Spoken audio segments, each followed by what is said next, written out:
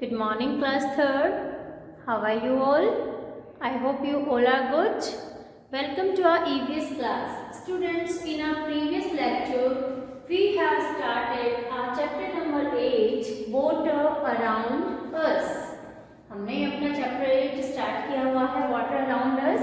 इसमें हमने sources of water and availability of water on the earth surface, है ना, इसके बेस पर वाटर की जो अवेलेबिलिटी है कितनी है ना, कहाँ किन फॉर्म्स के अंदर जो वाटर है वो प्रेजेंट होता है हमारी अर्थ पर, ये हमने अपने लास्ट लेक्चर में डिस्कस किया था. आज की क्लास में हम यूजेस ऑफ वाटर के वाटर जो है वो हमारे लिए किस तरह से यूजफुल है, कौन कौन से वेज हैं. हमें पता है ना, हम वाटर को वेरियस वेज के अंदर यूज करते हैं, तो वो कौन कौन से यूजेस हैं जहां हम वाटर को यूज कर रहे हैं. एक है water conservation. Conservation means save, ठीक है, ये पॉइंट हम डिस्कस करेंगे.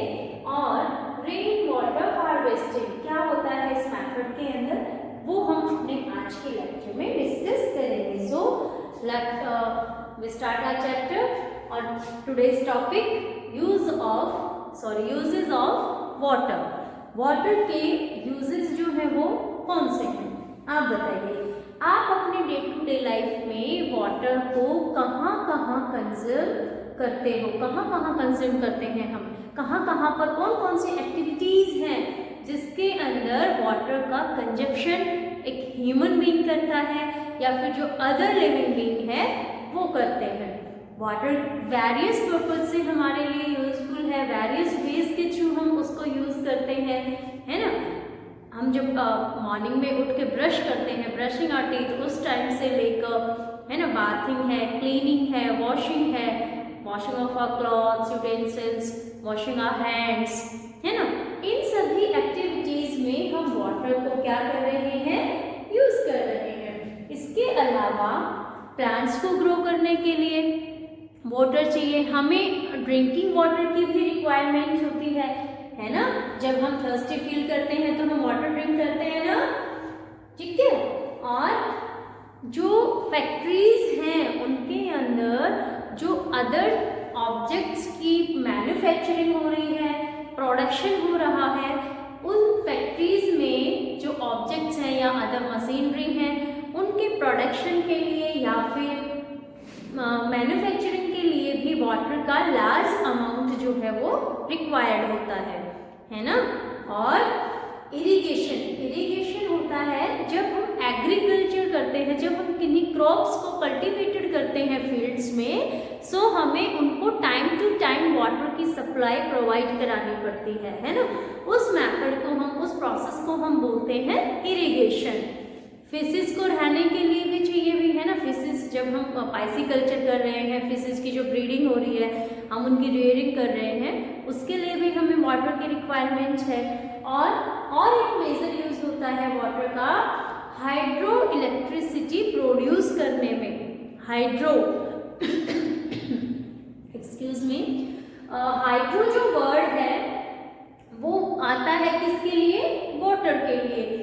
वाटर की हेल्प से हम इलेक्ट्रिसिटी को जनरेट कर रहे हैं, है ना.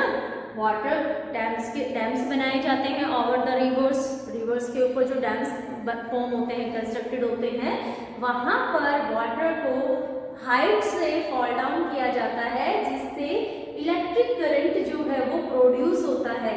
वो जो इलेक्ट्रिक करंट है, वो जो इलेक्ट्रिसिटी है वो हमारे घरों तक सप्लाई होती है ना. हम जो इलेक्ट्रिसिटी होती है उसके वेरियस यूजेस होते हैं ना हमारे घरों में, है ना.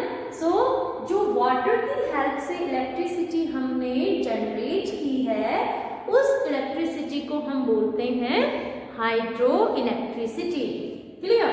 सो देखिए आप, इस तरह से कितने सारे यूजेस हैं हमारे लिए वाटर के. बहुत यूजफुल है वाटर.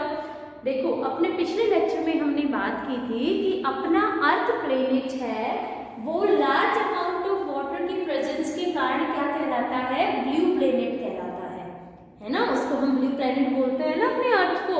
क्यों बोलते हैं, क्योंकि इसके 1/3 जो पार्ट है वहां पर क्या प्रेजेंट है, वाटर प्रेजेंट है. So large amount of water की प्रेजेंस के कारण हम अपने अर्थ प्लेनेट को क्या बोल रहे थे, ब्लू प्लेनेट।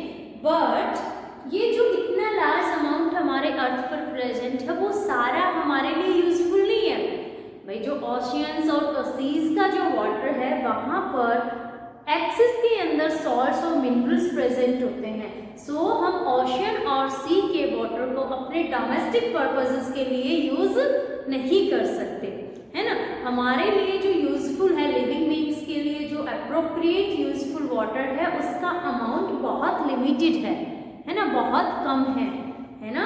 इसीलिए तो हम बोलते हैं कि don't waste water, save it, बोलते हैं ना जल ही जीवन है ना, हमें इसको वेस्ट नहीं करना चाहिए। क्यों बोलते हैं, क्योंकि ऐसा नहीं है कि अर्थ पर वाटर की कमी है, कोई स्केर्सिटी है, बट जो कंजप्शन के लायक जो वाटर है ना, वो क्या है, बहुत लिमिटेड है, वो बहुत कम अमाउंट में प्रेजेंट है। इसलिए हमें नीड है इस चीज की, वाटर कंजर्वेशन की, हमें वाटर को सेव करने की नीड है। हमें वाटर को अननेसेसरीली वेस्ट नहीं करना चाहिए। देखो हमें लगता है कि हम कहाँ वेस्ट करते हैं, हम तो जितना हमें यूज होता है उतना ही तो पानी यूज कर रहे हैं, है ना, हम तो नहीं करते हैं वेस्ट।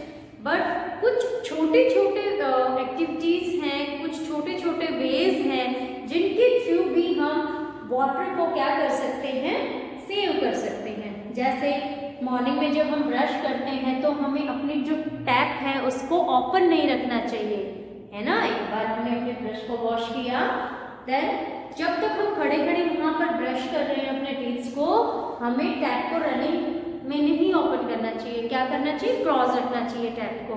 जब हमें रिंच करना है अपने माउथ को आफ्टर ब्रशिंग, उस टाइम हमें टैप को वापस से रीओपन करना चाहिए, है ना। तो इस तरह से वो एक रॉन्ग वे है। कुछ लोग बोलते हैं टैप ऑन है और कर रहे हैं ब्रशिंग, है ना, ऐसा नहीं होना चाहिए।